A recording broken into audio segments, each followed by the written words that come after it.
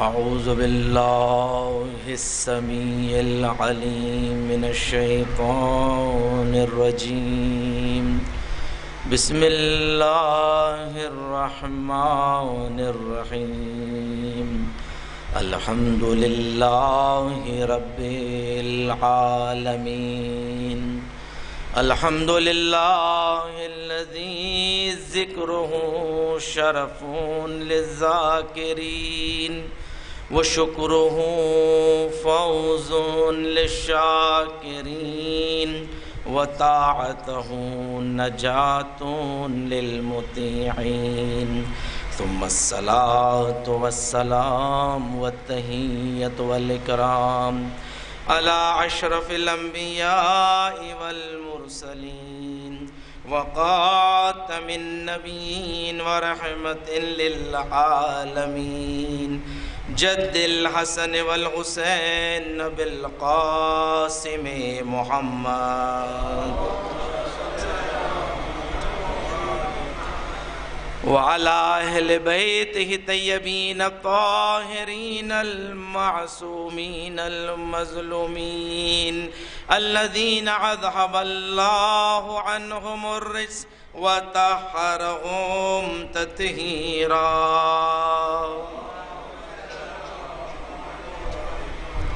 سيما على السيد المطهر والإمام المظفر والشجاع الغزنفر بي شبير وشبر قاسم طوبى والسقر الأنزع البتين الأشجع المكين العالم المبين الناصر المعين ولي الدين الوالي الولي السيد الرزي الإمام الوسي الحاكم بنص الجلي المخلص الصفي المدفون بالغري ليس بني غالب مظهر العجائب ومظهر الغرائب والشهاب الثاقب والهزبر الصالب نقطة دائرة المطالب أسد الله الغالب غالب كل غالب ومطلوب كل طالب صاحب المفاقر والمناقب إمام المشارق والمغارب الذي حبه فرز على الحاضر والغائب مولانا ومولى الكونين الإمام الثقلين أبي الحسنين يعصوب الدين وقائد غر المحجلين أمير المؤمنين علي بن أبي طالب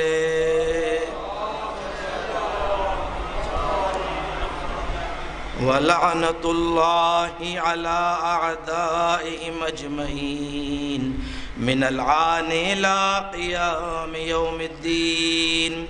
أما بعد فقد قال رسول الله صلى الله عليه وآله من مات ولم يعرف إمام زمانه مات ميتة الجاهلية. صلوات. ابتدا میں آپ سے گزارش کرتا ہوں ایک مرتبہ سورہ حمد 3 مرتبہ سورہ اخلاص کی تلاوت فرما کے سید حسن تجمل رضوی مرحوم و مغفور ابن سید اختر حسین رضوی مرحوم و مغفور کی روح کے لیے سال فرما. بسم اللہ الرحمن الرحیم. الرحمن الرحیم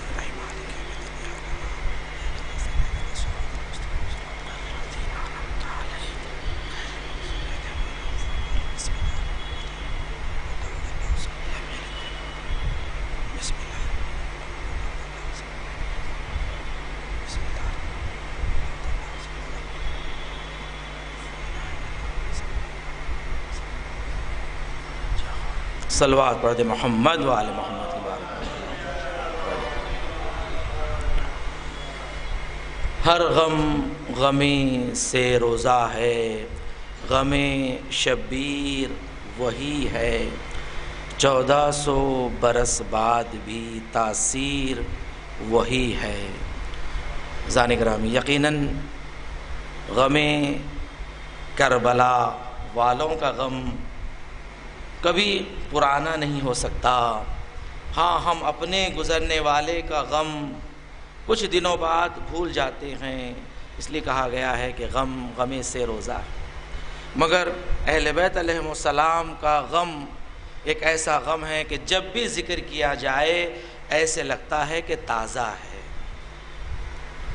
اسی لیے ہمارے مرنے والوں کے لیے جو ذکر برپا کرنے کا حکم دیا گیا ہے وہ اہل بیت علیہم السلام کا ذکر ہے، اور خود سید الشہداء نے یہ وصیت کی ہے کہ جب کوئی تمہارا مر جائیں یا شہید ہو جائیں تو میرے غم کو یاد کر لینا۔ خود امام نے فرمایا سید الشہداء نے کہ میرے غم کو یاد کر لینا، تمہارا غم آسان ہو جائے گا۔ اور یقیناً ہمارے مرنے والے کے لیے بہترین ثواب اور بہترین اجر ہے۔ اور ماہ شعبان ہے، اور ماہ شعبان میں آپ جانتے ہیں کہ کس قدر مبارک مہینہ ہے، اور مرحوم کو جو شب ملی ہے، شب ولادت سید الشہداء امام حسین علیہ السلام، یہ خوش نصیبی ہے کہ ماہ شعبان کا مہینہ کہ جو مبارک مہینہ ہے، اور شب ولادت سید الشہداء کی نصیب ہو جانا، کہ ہر انسان کی تمنا ہوتی ہے کہ بس ہمارے مرنے کے بعد ہمارا مولا بس ہمارے قبر میں آ جائیں۔ یہ خوش نصیبی ہے انسان کی۔ عزیزان گرامی، دیکھیں ماہ شعبان کی بڑی فضیلت ہے، بڑی اہمیت ہے، اس کے کئی اعمال بتائے گئے ہیں، اور خود نبی نے بتایا ہے کہ یہ مہینہ میرا مہینہ ہے، یہ مہینہ مجھ سے متعلق ہے، اور اس مہینے میں کوئی میری محبت کی خاطر اور تقرب الہی کی خاطر ایک روزہ بھی رکھ لیں، اللہ اس پر جنت واجب کر دیتا ہے۔ یہ نبی کا قول ہے، اور فرمایا کہ میری محبت کی خاطر، کہ نبی کی محبت میں انسان اس مہینے میں نیک اعمال انجام دیں تو پروردگار اسے درجے اور رتبے عطا کرتا ہے۔ اور مخصوصاً آج کی شب کی بڑی فضیلت ہے، شب 13 بڑی فضیلت والی رات ہے، جو نیمے شعبان کے لیے جو کہا جاتا ہے 13، 14، 15 کی یہ 3 شبیں بڑی بافضیلت شبیں ہیں۔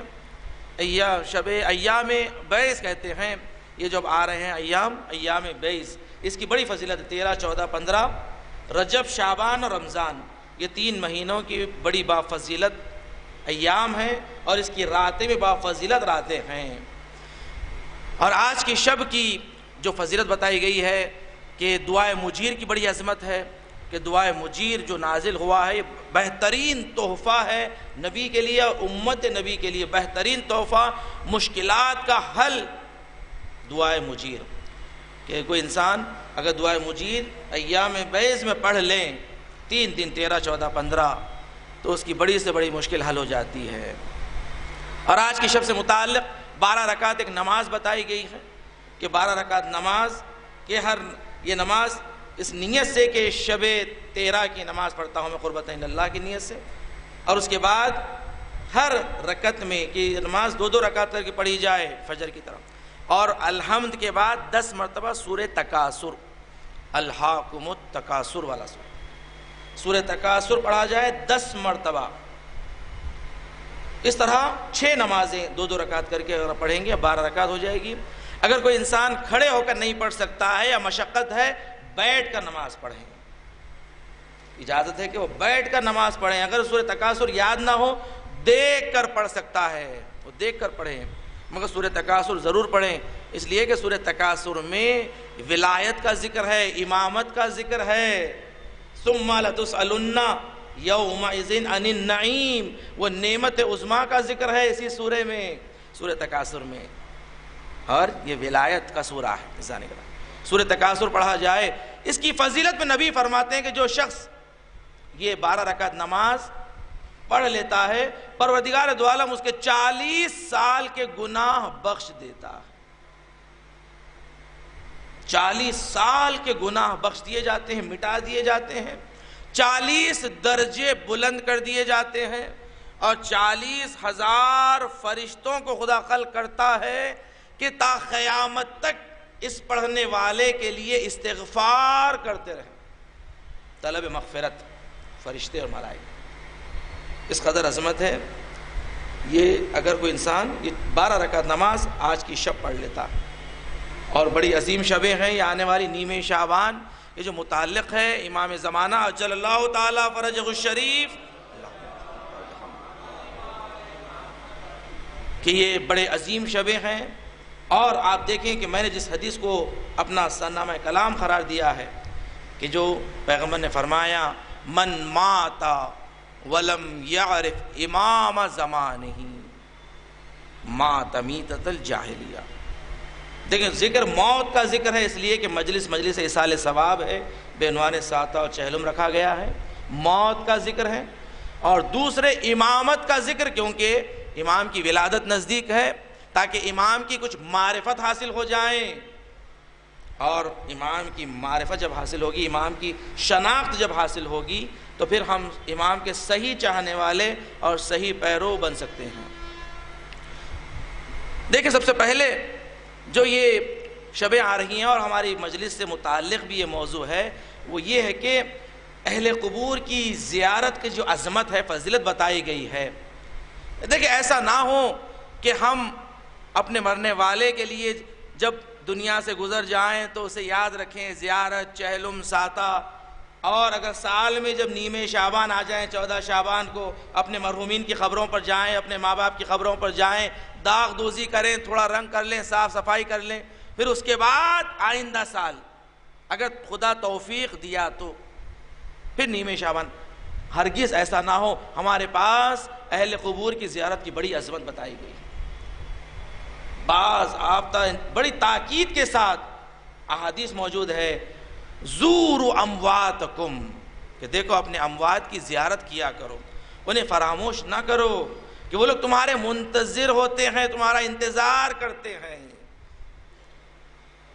راوی نے سوال کیا مولا سے، چھٹے امام جعفر صادق علیہ السلام کہ مولا کیا ہم جب خبروں پر جاتے ہیں تو کیا اہل قبور کو پتہ بھی چلتا ہے ہم آئے یا نہیں آئے؟ امام نے فرمایا کہ اہل قبور کو جیسے ایک زندہ کو پتہ چلتا ہے، اس سے بہتر تمہارے مردوں کو پتہ چلتا ہے. جب آپ کسی کے زندہ کے گھر پر جاتے ہیں تو جب تک آپ دق الباب نہیں کرتے اسے پتہ نہیں چلتا کوئی گھر پر آیا ہے. زندہ کے گھر پہ جانے کے لیے کم از کم آپ کو بیل بجانا پڑتا ہے، دق الباب کرنا پڑتا ہے. مگر مرنے والے کے لیے جب خبر پہ جاتے ہیں وہاں دق الباب کی بھی ضرورت نہیں ہے. جیسے ہی کوئی ان کا عزیز اور رشتہ دار قبرستان میں قدم رکھتا ہے انہیں پتہ چل جاتا ہے. جیسے ہی ان کا کوئی عزیز قبرستان میں آتا ہے انہیں پتہ چل جاتا ہے. امام نے فرمایا اس لیے کہ ایک عمل ہے، یہ تقریباً ایرانی افراد کیا کرتے ہیں، ہمارے پاس نہیں ہوتا ہے. قبر پہ جا کے اس طرح وہ انگلیوں سے مارا کرتے ہیں کہ تاکہ انہیں دق الباب بھی ہو جائے، انہیں پتہ بھی چلے کہ ہم آئے ہیں. علماء نے منع کیا، کہا کہ نہیں، یہ قبر پہ اس طرح کرنے کی ضرورت نہیں ہے، ایسا مارنے کی ضرورت نہیں ہے. فقط قبر پہ جیسے امام نے تعلیم فرمایا ویسے فاتحہ پڑھے. چھٹے امام نے فرمایا، راوی کو بتایا ہے کہ دیکھو امام نے جیسا نماز پڑھنا بھی سکھایا. امام نے کہا نماز کیسے پڑھیں؟ امام نے کہا دیکھو میں جیسے نماز پڑھتا ہوں ویسے نماز پڑھو. اصول کافی میں پوری مفصل امام کی نماز ہے. چھٹے امام نے بتایا ہے کہ ہمارے شیعہ کیسی نماز پڑھیں، اور آج ہم ویسے ہی نماز پڑھتے ہیں، ہمارے مراجع جو بتاتے ہیں چھٹے امام نے سکھایا.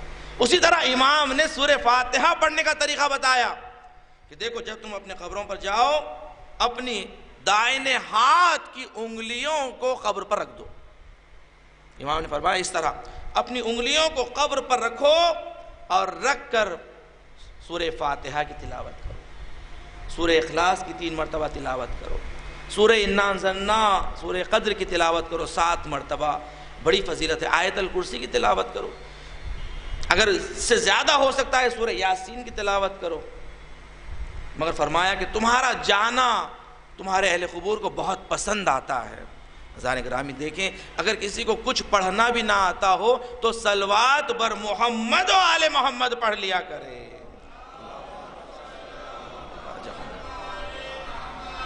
کہ با فضیلت ترین عمل ہے، اور ماہ شعبان کا تو مخصوص عمل ہے. ماہ شعبان کے لیے بہترین عمل صلوات بتایا گیا ہے، اور ماہ شعبان کی مخصوص صلوات بھی ہے زوال کے وقت کہ ہر روز وہ صلوات پڑھی جائے. صلوات مخصوص ہے ماہ شعبان کی جو زوال کے وقت اور نیمِ شعبان کے مخصوص اعمال میں سے ہے یہ صلوات نیمِ شعبان میں پڑھی جائے۔ اور آپ دیکھیں اس صلوات کی جو فضیلت ہے، جو عظمت ہے، اور اس صلوات کے پڑھنے والے کے لیے جو نعمات اللہ عطا کرتا ہے، سب سے پہلی نعمت ہے اس کے تمام دعائیں اللہ قبول کر لیتا ہے، دعائیں مستجاب۔ اس کے بعد نبی کی شفاعت اسے نصیب ہوتی ہے، جو اس صلوات شعبانیہ پر نبی کی شفاعت اسے نصیب ہوتی ہے، پروردگار کی رضایت اس کے شامل حال ہو جاتی ہے، اللہ اس سے راضی ہو جاتا ہے۔ دیکھیں کس قدر عظیم عظمت ہے ذکر اہل بیت کا کرنا۔ ذکر اہل بیت اللہ کو اتنی پسند کہ اللہ تم سے بھی راضی ہو جاتا ہے اگر تم یہ صلوات پڑھ لیتے ہو، اللہ کی رضایت۔ اور روز قیامت میں اللہ تمہیں جنت میں ڈالے گا، اور اللہ پر جنت واجب ہو جاتی ہے کہ تمہیں جنت میں ڈالے۔ اس قدر عظمت اس صلوات میں ہے۔ کیوں؟ آپ جا کر فقط اس صلوات کا ترجمہ پڑھ لیں، آپ کو سمجھ میں آ جائے گا اس صلوات کی عظمت کیوں ہے۔ اس لیے کہ اس صلوات میں ہمارا عقیدہ پیش کیا گیا ہے، اہل بیت کی عظمت بتائی گئی ہے کہ اہل بیت کہتے کسے ہیں؟ الفلک الجاریۃ فی اللجج الغامرہ یأمن من رکبہا ویغرق من ترکہا المتقدم لہم مارق والمتأخر عنہم زاہق واللازم لہم لاحق۔ کہ دیکھیں اہل بیت آپ فلک الجاریہ ہے، آپ وہ کشتی ہے کہ جو دریاؤں میں جاتی ہے، کہ جہاں طوفان آتے ہیں، یہی کشتی ہے کہ جو انسان کو نجات دلاتی ہے۔ اور جو آپ سے آگے بڑھ گیا وہ بھی ہلاک ہو گیا، جو آپ سے پیچھے رہ گیا وہ بھی ہلاک ہو گیا، اور لازم یہی ہے کہ آپ کے ساتھ ہو جائیں۔ کونوا مع الصادقین، جو قرآن مجید، آپ کے ساتھ ہونا ہی کامیابی ہے، جو آپ کے ساتھ ہو گیا وہ کامیاب ہے۔ دیکھیں نبی نے فرمایا مثلو اہل بیتی کسفینۃ نوح من رکبہا نجا ومن تخلف عنہا غرق۔ کہ میرے اہل بیت کی مثال سفینہ نوح کی مانند ہے، کشتی نوح کی مانند ہے، جو اس میں سوار ہو گیا وہ نجات پا گیا، اور جو اس میں سوار نہیں ہوا وہ غرق ہو گیا۔ کہ دیکھیں ان کے علاوہ اور کوئی راستہ نہیں ہے، اہل بیت کے علاوہ سفینہ نوح ایسی مثال ہے کہ اس کے علاوہ کوئی نجات کا راستہ نہیں ہے۔ نوح کا بیٹا پہاڑ پر کھڑا ہوا ہے اور کہتا ہے کہ یہ اونچا پہاڑ مجھے بچا لے گا۔ نوح نے کہا کہ آج کے دن کوئی نجات نہیں پائے گا سوائے اس کشتی کے۔ خزانے کرام یہ کشتی ہے۔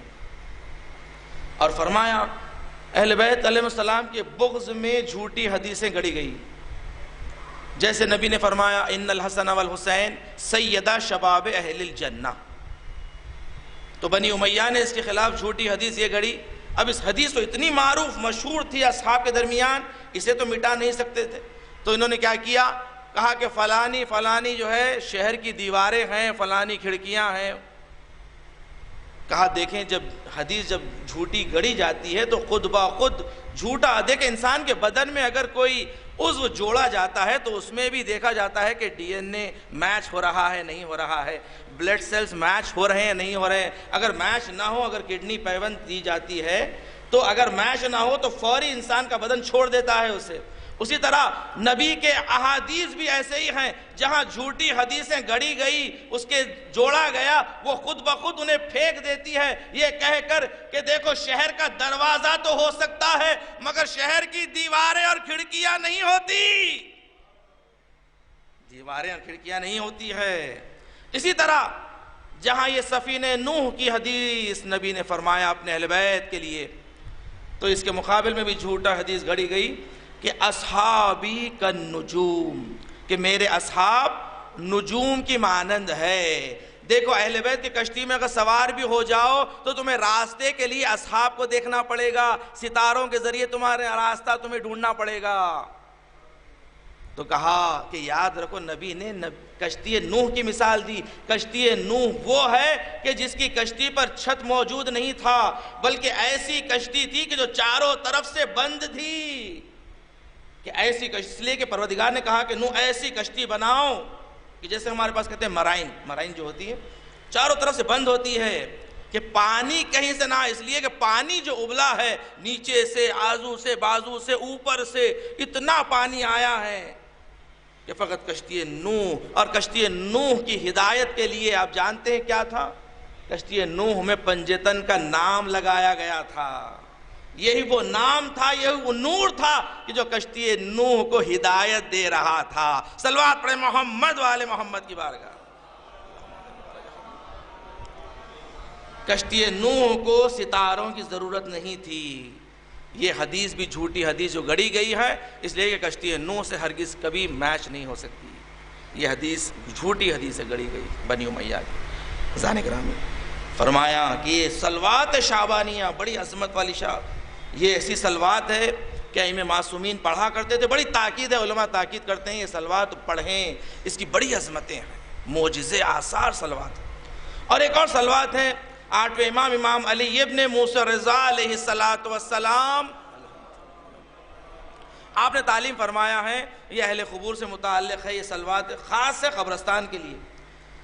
8ویں امام یہ حدیث فرماتے ہیں کہ جو شخص بھی اس صلوات کو قبرستان میں ایک مرتبہ پڑھ لے، اللہ 10 سال کے لیے قبرستان سے عذاب اٹھا لیتا ہے، 10 سال کے لیے۔ آپ دیکھیں کتنی طاقت ہے صلوات میں، اگر کوئی 2 مرتبہ اس صلوات کو پڑھ لیں، اللہ 40 سال کے لیے قبرستان سے عذاب اٹھا لیتا ہے، اور جو 3 مرتبہ اس صلوات کو قبرستان میں پڑھ لے، پروردگار ہمیشہ کے لیے قبرستان سے عذاب کو اٹھا دیتا ہے۔ اور اس کے بعد فرمایا جو اولاد اپنی ماں باپ کی قبر پر اس صلوات کو پڑھتی ہے، گویا ایسے ہے اس نے ماں باپ کا حق ادا کر دیا، ماں باپ کا حق ادا کر دیا، اس قدر باعظمت صلوات ہے۔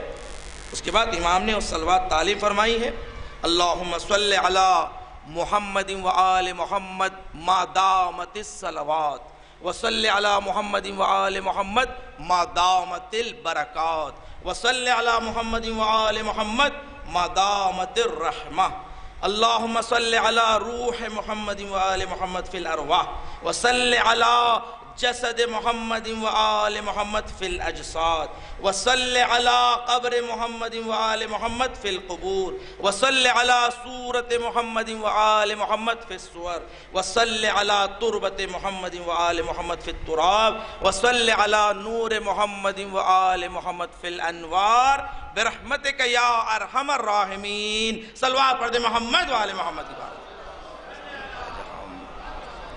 ذہن گرامی کہ دیکھیں یہ صلوات ہم نے جو پڑھی مرحوم کے لیے کس قدر عظیم تحفہ ہے، 8ویں امام کا دیا ہوا تحفہ ہے، معصوم کا دیا ہوا تحفہ ہے، ہم نے بیٹھے بیٹھے مرحوم کے لیے ہدیہ کر دیا، کس قدر عظیم ثواب ہے۔ ذہن گرامی اپنے مرحومین کو فراموش نہ کریں، ان کی خبروں پر جایا کریں، خبروں کا خیال رکھیں، مرحومین خوش ہوتے ہیں، وہ مقامات کے جہاں پر دعائیں قبول ہوتی ہے انہی میں سے ماں باپ کی خبر ہے، ماں باپ کی خبر ہے کہ اولاد کی دعائیں قبول ہوتی ہے، سریع الاجابہ مقامات میں سے کہ جہاں تمہاری دعا قبول ہوتی ہے۔ ذہن گرامی روایت میں ہے سید الابرار یوم القیامت رجل بر والدی بعد موت، کہ سید ابرار یعنی نیکوں کے سردار وہ لوگ ہوں گے کہ جو اپنے ماں باپ کے ساتھ نیکی کرتے ہیں ان کے مرنے کے بعد۔ دیکھیں نیک اولاد اگر ہو تو ماں باپ کی زندگی میں بڑی خدمت کرتی ہے، نیک اولاد ہو، جیسے مرحوم کے فرزند بڑی خدمت کی ہے، آپ جب سے بیمار ہوئے ہیں اور سعودی عرب سے واپس آئے ہیں، ان کے بیٹے نے بھی اپنی جاب کو اپنی دنیا کو چھوڑ کر، دیکھیں آج اولاد اپنی دنیا کہاں چھوڑتی ہے، اس بیٹے نے اپنی فیوچر اپنا مستقبل چھوڑ کر اپنے باپ کی خدمت نے اس نے اتنے سال لگائے، باپ کی خدمت کی، اور اللہ دیکھیں دنیا بھی عطا کرے گا آخرت بھی عطا کرے گا، یہ تو اللہ نے وعدہ کیا ہے، جو ماں باپ کی خدمت کرتا ہے اللہ دنیا بھی دیتا ہے آخرت بھی دیتا ہے۔ فرمایا سید ابرار وہ اولاد ہوتی ہے، نیک اولاد، صرف زندگی میں نہیں مرنے کے بعد بھی ماں باپ کو یاد رکھیں، ماں باپ کے لیے نیکی کریں، ماں باپ کی خبروں پر جایا کریں، ماں باپ منتظر ہوتے ہیں۔ شیخ رجب علی خیاط بڑی شخصیت تھی، عرفانی شخصیت، ایک شخص کہتا ہے کہ میں شیخ رجب علی خیاط کے ساتھ ایک قبرستان میں سورہ فاتحہ پڑھنے کے لیے گیا تھا، ایک عالم کی قبر پر، ہم سورہ فاتحہ پڑھ کر جب واپس ہو رہے تھے، ایک مرتبہ شیخ رجب علی خیاط رک گئے، اور رک کر انہوں نے مجھ سے سوال کیا، یہ بتاؤ کیا تمہاری ماں کی قبر اس قبرستان میں ہے؟ تو اس نے کہا ہاں میری ماں کی قبر بھی اس قبرستان میں ہے۔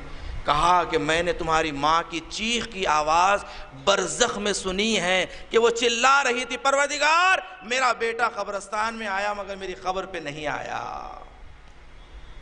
کہا جاؤ جا کر اپنی ماں کی قبر پر فاتحہ پڑھ کے آؤ۔ عزیزان گرامی دیکھیں، ماں باپ کو پتہ چل جاتا ہے جیسے ہی تم قبرستان میں آتے ہو کہ میرا بیٹا آیا ہے۔ عزیزان گرامی کہتے ہیں کہ اپنی خبروں میں جایا کریں، فراموش نہ کریں، منتظر ہوتے ہیں۔ یہی مرحومین ہر شب جمعہ اپنے اولاد کے گھروں پر آتی۔ ایک مسئلہ یہاں بیان کر دوں، دیکھیں نیمے شعبان سے متعلق ہے، اور ایک خرافات ہمارے پاس جو رائج ہے وہ یہ کہ اگر کوئی مرنے والا 1 سال سے ہونے سے پہلے اگر مر جائیں تو نیمے شعبان میں فاتحہ میں اسے شامل نہیں کرتے۔ بھائی کس نے آپ سے کہا کہ مرحوم کو فاتحہ میں شامل نہ کریں؟ اسے کیوں مرحوم کیا جا رہا ہے، محروم کیا جا رہا ہے؟ پہلے وہ مرحوم ہو چکا، اب آپ محروم کر دے رہے ہیں اسے۔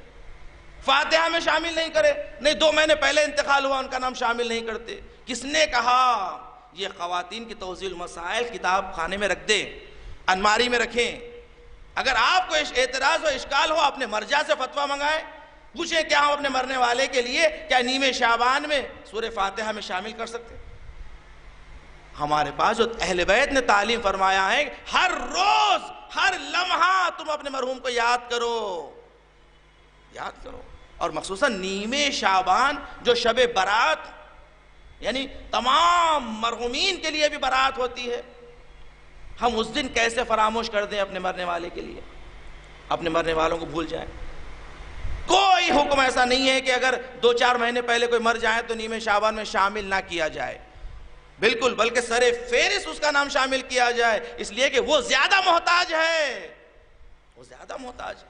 جو انسان جو تازہ دنیا سے جاتا ہے اپنی برزخ میں وہ محتاج ہوتا ہے، پریشان حال ہوتا ہے، وہ غریب ہوتا ہے اس وطن میں، اسے نعمتوں کی ضرورت ہے، اسے ایصال ثواب کی ضرورت ہے۔ اور دوسرا مسئلہ وہ یہ کہ نیمے شعبان کو ہم نے مردوں کی عید بنا دی۔ دیکھیں اگرچہ مرحومین کو یاد کیا جائے، مرحومین کی سورہ فاتحہ پڑھا جائے، قبرستان ضرور جائیں، مگر ایسا نہ ہو کہ نیمے شعبان جو امام سے متعلق دن ہے، امام سے متعلق شب ہے، اس لیے کہ نیمے شعبان کے سارے اعمال نیمے شعبان میں ہی ہے، 14 کی رات، اور اسی دن اسی رات ہم مصروف ہو جاتے ہیں مردوں کے فاتحہ میں۔ ہماری خواتین مصروف ہو جاتی ہے چولہے خانوں میں پکوان کے لیے، کہ اس لیے فاتحہ کا کھانا پک رہا ہے۔ خواتین دن تمام کام کر کے تھک جاتی ہے، اب رات میں عمل کرنے کا کسی کو طاقت نہیں۔ مرد حضرات جا رہے ہیں دائرے کو، رات میں ہی جائیں گے، اور اتنا تھک کے آتے ہیں کہ اب عمل کرنے کی، نماز پڑھنے کی کسی کو بھی طاقت نہیں۔ دیکھیں اس رات کو مردوں کی رات نہ بنائیں، ضرور جائیں اپنے مرحومین کے لیے۔ اور کہیں واجب لکھا ہوا نہیں ہے کہ آپ شب نیمے میں ہی جائیں قبرستان پہ، آپ صبح فجر سے جا سکتے ہیں، صبح فجر سے آپ جائیں، جا کر جلدی پڑھ کے آ جائیں سورہ فاتحہ۔ مگر یاد رکھیں شب نیمے شعبان آپ کے امام کی رات ہے، امام سے متعلق ہے، اپنے آپ کو مختص کرے امام کے ذکر کے لیے، اس لیے کہ وہ امام کی ولادت کی شب ہے، وہ امام کے جس کے لیے وعدہ کیا گیا ہے کہ جس کے ہاتھوں سے اسلام کا پرچم ساری دنیا میں اللہ لہرائے گا، جس کے ظہور کے ذریعے سب کی مشکلات کا حل ہے، اس کی شب ہے۔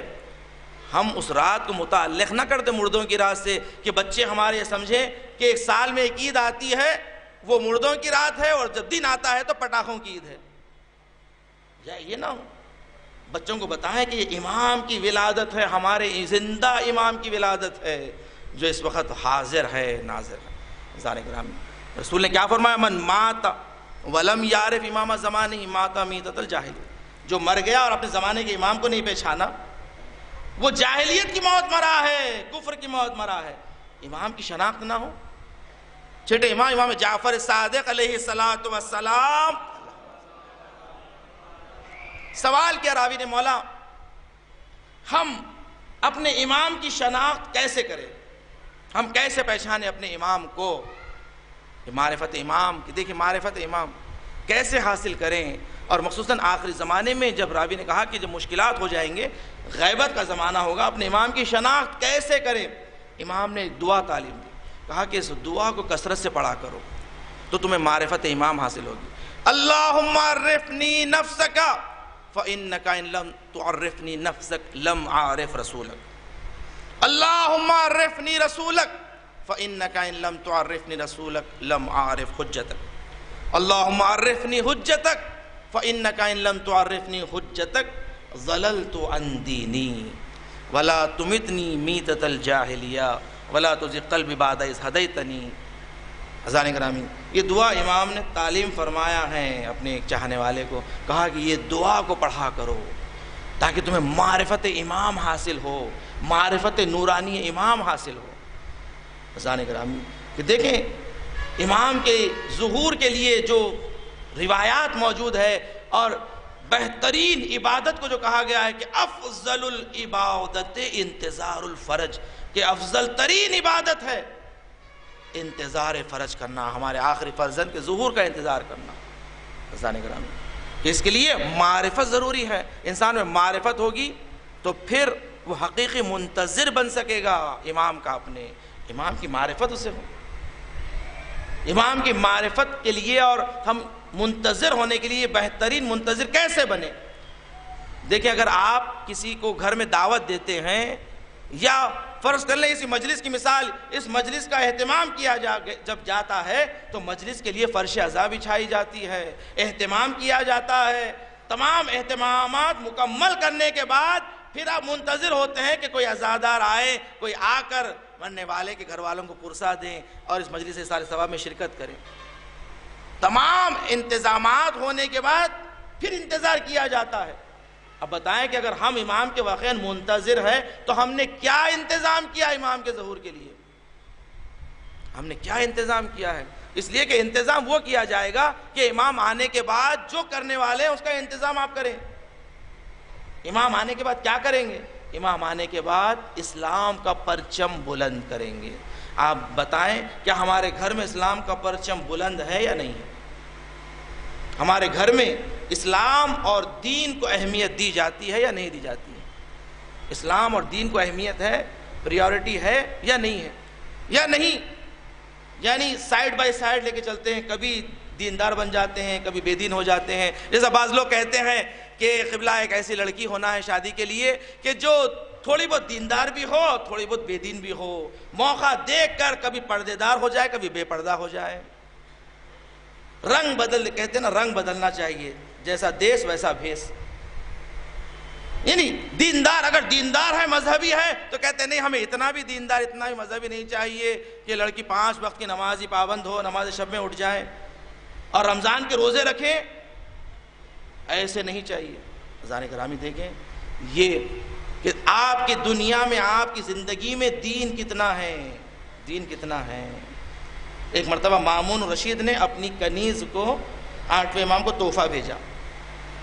وہ کنیز آئی، آنے کے بعد جب 8ویں امام کے گھر میں رہنے لگی تو کچھ دن گزرے، وہ بے چین ہونے لگی، تڑپنے لگی. امام سمجھ گئے، ایک مرتبہ اسے واپس کر دیا، کہا تو واپس چلا، واپس چلی جا. وہ واپس چلی گئی. جانے کے بعد مامون نے پوچھا کہ امام نے تجھے واپس کیوں کر دیا، کیوں واپس بھیج دیا؟ کہا کہ اس لیے کہ میں جب وہاں گئی تھی میری زندگی جہنم بن گئی تھی اور شاید امام نے یہ درک کر کے مجھے واپس کر دیا. کہا کیسے؟ کہا اس لیے کہ وہاں جانے کے بعد وہاں پابندی تھی ہر چیز کھانے پینے کے اوپر، کہ دیکھو حلال کھایا جائے، حرام نہ کھائیں. گفتگو میں پابندی کہ دیکھو حلال گفتگو کریں، حرام گفتگو نہ کریں، کسی کی غیبت نہ کریں، کسی پہ تہمت نہ لگائیں. نماز کی پابندی، نماز کے وقت اٹھا دیا جاتا، نماز فجر کے لیے اٹھا دیا جاتا. بڑی سختیوں میں وہاں پر میں گزار رہی تھی. ایک مرتبہ امام نے میری تکلیف کو سمجھ کے مجھے واپس کر دیا، اس لیے کہ یہاں تیرے محل میں نہ کوئی کھانے پینے کی پابندی، جو چاہے کھاؤ، جو چاہے پیو، جب چاہے سو جاؤ، جب چاہے اٹھو، اور بے پردگی، جو چاہے جیسے پھرنا ہے پھرو، میرا بدن میری مرضی. کہا یہ مامون کا دربار. کہا کہ تو اتنی بدبخت ہے کہ تو نے جنت کو جہنم سمجھا اور جہنم کو جنت سمجھ رہی ہے۔ صلوات پڑھے محمد و آل محمد کی بارگاہ۔ دیکھیں عزیزان گرامی، اپنے آپ کو اس واقعے سے تجربہ کریں کہ دیکھیں کیا اگر امام کا ظہور ہو جائے تو کیا ہم امام کے ساتھ زندگی کرنے کے لائق ہے یا نہیں ہے؟ کیا اسلام کے پرچم کے نیچے زندگی کرنے کے لائق ہم نے اپنے آپ کو بنایا یا نہیں بنایا؟ یا اگر ہم اپنے آپ کو اگر مامون کے دربار کے عادی بنا دیں گے تو پھر ہم امام کے زمانے میں زندگی کیسے گزار سکیں گے؟ ہم کس زبان سے کہہ رہے ہیں العجل العجل؟ تیاری کریں، آمادگی کریں، اپنے گھر سے شروع کریں، اپنے آپ سے شروع کریں، پہلے اپنے دل میں اپنے آپ میں اسلام کا پرچم تو بلند کریں، اپنے گھر میں اسلام کا پرچم تو بلند کریں، پھر اس کے بعد کہیں کہ مولا منتظر ہیں اب آپ کے۔ عزیزان کرام، انتظار امام کے لیے ہم کیا کرتے ہیں؟ امام کے لیے کس قدر امام کے احادیث میں، عزیزان کرامی روایتوں میں بعض واقعات میں ہے کہ جو لوگوں نے امام سے ملاقات کی، امام نے گلہ کیا ہے اپنے شیعوں سے، کہا کہ ہمارے شیعہ ہمارے منتظر ہے ہی نہیں، ہمارے انتظار میں ہی نہیں ہے۔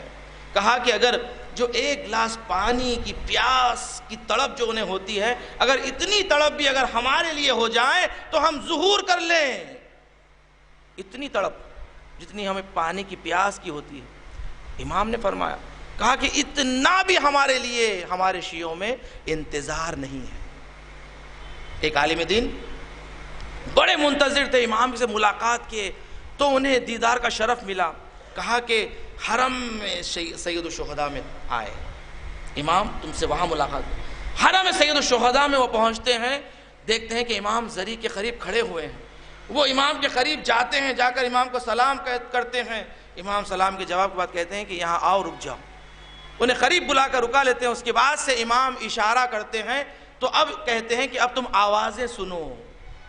امام کی حکم تکوینی سے وہ کہتے ہیں کہ میں تمام لوگوں کی دعائیں سن رہا تھا، جو سارے لوگ زری کے اطراف دعائیں کر رہے ہیں، زری کو پکڑ کر دعا کر رہے ہیں۔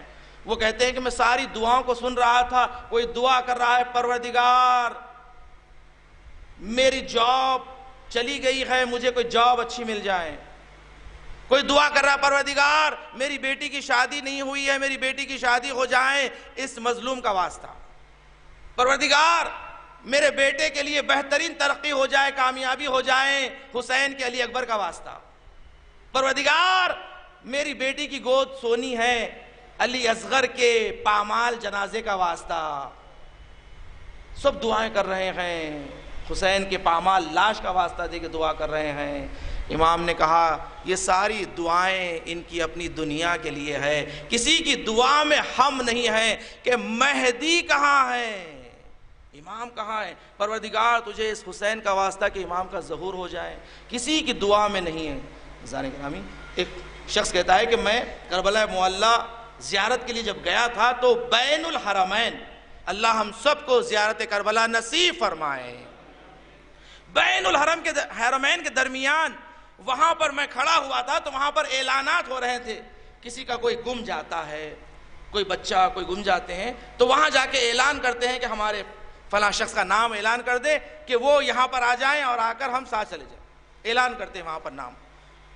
تو شخص نے کہا کہ میرا بھی کوئی دوست گم گیا تھا، میں جا کر اپنے دوست کا نام دے کر وہاں پر آ کر ٹھہر گیا، تو میں وہاں پر ایک خاتون کو دیکھا کہ بڑی بے چینی سے وہ ٹہل رہی ہے، بے چینی بڑی تڑپ رہی ہے۔ میں نے دیکھنے کے بعد سے پوچھا کہ خاتون آپ کا کوئی گم ہو گیا ہے؟ تو اس نے کہا بہت ہی درد بری آواز میں اس نے کہا کہ ہاں میرا بھی کوئی کھو گیا ہے۔ تو میں نے اسے پوچھا کہ کون کھو گیا ہے، کون کھو گیا ہے؟ تو وہ بول نہیں سکی، وہ اس قدر گریہ کر رہی تھی۔ میں سمجھنے لگا کہ شاید اس کا کوئی اولاد کوئی بیٹا کھو گیا ہوگا۔ ایک مرتبہ اعلان کرنے والے نے اعلان کیا، اے مہدی صاحب الزمان، آپ کی ایک چاہنے والی منتظر ہے۔ دیکھیں کیا ہم اپنے امام کو ڈھونڈ رہے ہیں، اپنے امام کے انتظار میں؟ امام ہمارے منتظر ہیں کہ ہم کب بیدار ہوں گے، ہم میں کب بیداری آئے گی۔ عزیزان گرامی، نیمے شعبان آ کر چلا جاتا ہے، مگر ہم اپنے امام کو جیسے یاد کرنے کا حق ہے ویسے یاد نہیں کر پاتے۔ عزیزان گرامی، من مات ولم یعرف امام زمانہ، دیکھیں اپنے امام کی معرفت حاصل کرو، اپنے امام کی ملاقات کی تڑپ اپنے دل میں پیدا کرو۔ اپنی زندگی میں سب سے پہلی پریارٹی، پہلی مقدم دعا امام کی ظہور کے لیے ہونا چاہیے، امام کے لیے، اس لیے کہ امام نے خود فرمایا ہمارے ظہور میں ہی تمہاری فرج ہے، تمہارے مشکلات کا حل ہے، اس لیے کہ ہم آ جائیں گے تو جب ہی ساری دنیا کے مشکلات حل ہوں گے۔ آپ دیکھیں کہ کس قدر مشکلات دنیا میں ہیں، کس قدر مصائب دنیا میں ہیں، عاشیوں کے اوپر کس قدر مظالم ڈھائے جا رہے ہیں۔ عزیزان گرامی، کہ دیکھیں امام کے ظہور میں ہی نجات ہے، کہ دیکھیں سید الشہداء کس قدر عظمت ہے سید الشہداء کی، کہ سید الشہداء کا ذکر کیا جائے اور امام ہمیشہ اپنے جد کے آنسو جب بہاتے ہیں تو خون کے آنسو بہاتے ہیں۔ جب امام نے زیارت ناہیہ میں کہا کہ اے میرے جد بزرگوار، میں آپ پر ایسے گریہ کرتا ہوں کہ خون کے آنسو بہاتا ہوں۔ ایک عالم دین نے امام سے جب ملاقات کی تو امام سے سوال کیا، مولا یہ جو آنسو خون کے آپ بہاتے ہیں، یہ آنسو کس مصیبت پر بہاتے ہیں؟ خون کے آنسو، اس لیے کہ امام جب خون کے آنسو بہاتے ہیں یہ کوئی مجاز نہیں ہے، حقیقت ہے، امام خون کے آنسو بہاتے ہیں اپنے جد بزرگوار پر۔ امام سے سوال کیا راوی نے کہ مولا یہ بتائیے کہ آپ خون کے آنسو کس مصیبت پر گریہ کرتے ہیں؟ کیا کڑیل جوان علی اکبر کی مصیبت پر گریہ کرتے ہیں کہ جب علی اکبر کے سینے پہ نیزہ لگا اور ضعیف باپ زمین پر بیٹھ کر اپنے جوان بیٹے کے کلیجے سے نیزے کی انی کو نکال رہا تھا، کیا اس مصیبت پر آپ خون کے آنسو گریہ کرتے ہیں؟ تو امام نے کہا اگر علی اکبر بھی ہوتے اس مصیبت پر ہم خون کے آنسو گریہ کرتے۔ پھر کہا کہ مولا کیا آپ کے چچا عباس کی مصیبت پر کہ جناب عباس کی ایک آنکھ میں تیر لگا اور آپ کے بازو خلم ہو چکے تھے اور آپ کے سر پر گرز لگا اور آپ گھوڑے سے زمین کے بل گر پڑے، کیا آپ قمر بنی ہاشم کے مصائب پر خون کے آنسو گریہ کرتے ہیں؟ تو ایک مرتبہ امام نے کہا اگر ہمارے چچا قمر بنی ہاشم بھی ہوتے اس مصیبت پر خون کے آنسو گریہ کرتے۔ اس نے سوال کیا مولا کیا آپ ننھے سے علی اصغر کے گلے پہ جو سے شعبہ تیر لگا حسین نے علی اصغر کے خون کو اپنے چہرے پر ملا، کہا روز قیامت ایسے اپنے جد بزرگوار کے سامنے آؤں گا، روز محشر الہی اس طرح آؤں گا، کیا اس مصیبت پر آپ خون کے آنسو گریہ کرتے ہیں؟ تو ایک مرتبہ امام نے کہا اگر علی اصغر بھی ہوتے اس مصیبت پر خون کے آنسو گریہ کرتے۔ امام نے خود کہا وہ مصیبت ہماری پھپھیوں کا بے پردہ و چادر بے پردہ و چادر کوفے و شام کے بازاروں میں پھرنا، یزید کے دربار میں، ارے زینب علی کی بیٹی بے پردہ و چادر، شرابی کا دربار، ارے ہم اس پر خون کے آنسو گریہ کرتے ہیں۔ ارے اس سے سمجھے سید سجاد کی مصیبت کو کہ جب سید سجاد اپنے چچا عباس کو دفن کرنے گئے تو ایک مرتبہ نہر کے کنارے اپنے چچا کے پامال لاش کو خطاب کر کے کہا چچا نہر کے کنارے بازوؤں کو کٹا کر پامال ہو جانا آسان تھا، سید سجاد کا پھپھیوں کے ساتھ جزاؤکم ربکم۔ ہاں عزیزان گرامی، نیمِ شعبان ہے، یہ شب ہے کہ جہاں گناہ بخشے جاتے ہیں، حسین کے آنسوؤں کے صدقے میں اللہ معاف کر دیتا ہے۔ عزیزان گرامی ایک مرتبہ ذرا غور کریں، اس مرحوم کے فرزند کو آپ نے پرسا دیا، اس مرحوم کو اللہ نے کیا موت عطا کی ہے۔ جب دنیا سے گزرانی 3 شعبان کی شب ہے، شب ولادت سید الشہداء، اور زیارت وارثہ سنتے ہوئے، زیارت امام حسین سنتے ہوئے دنیا سے گزر گیا۔ کس قدر خوش نصیب تھا مرنے والا۔ بیٹے کو آپ نے سینے سے لگایا، آپ نے پرسا دیا اور تسلی دی۔ ذرا غور کرے، ایک بیٹا کربلا میں بھی تھا، ارے جس کو کسی نے پرسا نہیں دیا، کوئی تماچے مارتا، کوئی تازیانے مارتا۔ مرحوم کی بیٹیاں موجود تھی۔ ہاں بیٹیاں تو باپ کے جنازے کی زینت ہوتی ہے نا، ارے بیٹیاں باپ کے جنازے کی زینت ہوتی ہے۔ علی کا جنازہ جب اٹھا، زینب ام کلثوم نے گریہ کیا، مگر ہائے حسین، حسین کی لاش کربلا کی جلتی ہوئی زمین پر پڑی، سکینہ کو رونے کی اجازت نہ تھی۔ جب بھی گریہ کرتی تماچے لگتے۔ جب سکینہ کو تماچے لگے، سکینہ نے کہا اب مجھے پتا چلا یتیمی کسے کہتے ہیں، یتیمی کسے کہتے ہیں۔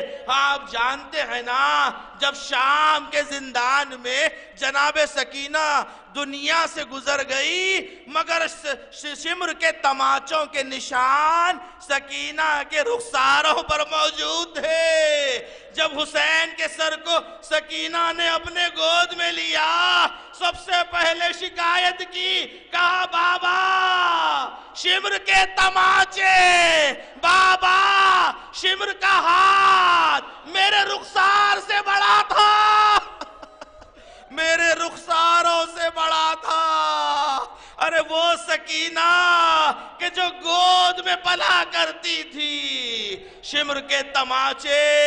ہاں عزیزو، یہ بے عنوان چہلم ہیں۔ ایک بہن نے بھی بھائی کے چہلم کی بڑی تمنا تھی، چہلم کروں گی دھوم سے میں کربلائی کا، پرسا دیا کوئی نہیں زہرا کی جائی کا، ہوگا ہجوم قبر پہ ساری خدائی کا، چہلم تو کر چکی میں دل افگار یا حسین، آخر کبھی تو آئیں گے زوار یا حسین۔ زینب کو بڑی تمنا تھی میرے بھائی کی قبر پر زائر آئے۔ آپ جانتے ہیں سب سے پہلا زائر عبداللہ انصاری موجود تھے۔ ایک مرتبہ عبداللہ انصاری کو خواب میں بشارہ ہوا کہ عبداللہ اٹھو، یہاں سے دور چلے جاؤ، میری بہن زینب آ رہی ہے۔ ایک مرتبہ عبداللہ اٹھے، کہا عطیہ ذرا دیکھو کوئی قافلہ تو نہیں آ رہا ہے۔ عطیہ نے غور سے دیکھا، کہا ایک قافلہ آ رہا ہے۔ عبداللہ نے کہا کہ ذرا دیکھو اس میں کوئی جوان ہے۔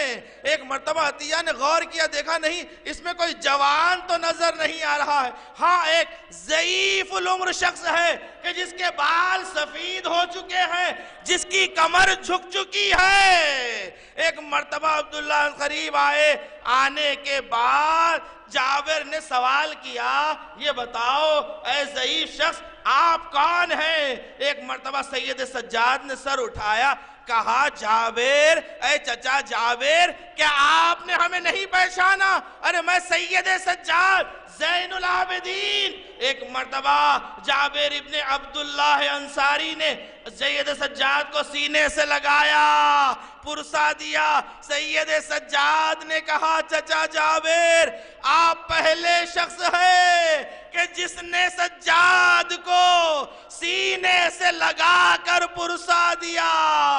ارے ابھی تک جو بھی قریب آتا، کوئی تازیانے مارتا، کوئی تماچے مارتا، مگر چچا ذرا آہستہ گلے لگانا، اس لیے کہ سجاد کا گلا زخمی ہے، سجاد کی پشت زخمی ہے۔ ارے خاردار تھا، سجاد کے گلے میں بنایا۔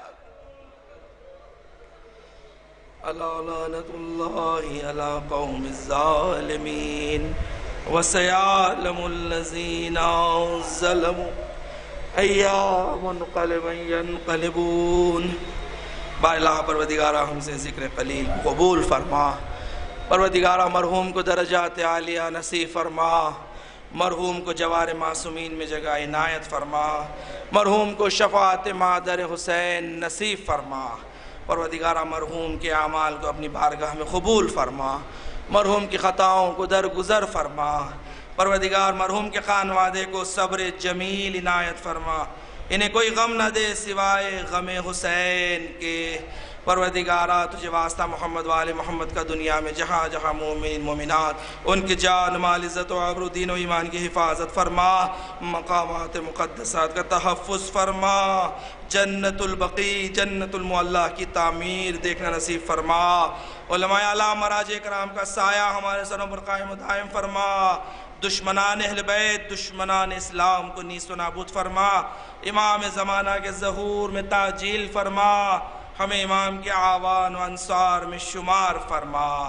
آپ سے گزارش ہے ایک مرتبہ سورہ حمد 3 مرتبہ سورہ اخلاص کی تلاوت فرما کے سید حسن تجمل رضوی مرحوم و مغفور ابن سید اختر حسین رضوی مرحوم و مغفور کی روح کے لیے سال فرما دیں۔